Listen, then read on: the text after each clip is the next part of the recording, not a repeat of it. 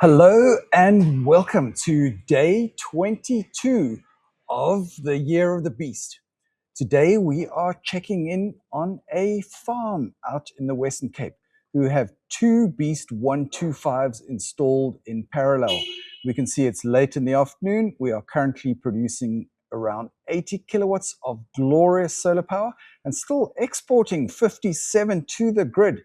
Just beautiful, beautiful, glorious power. But one of the really cool features of the Beast is the DC pass-through. And if we have a look here, you can see that for a large portion of the day, the system was producing continually more than its rated power, with 263 kilowatts of solar being produced for a good few hours of the day. So absolutely incredible stuff from Fox.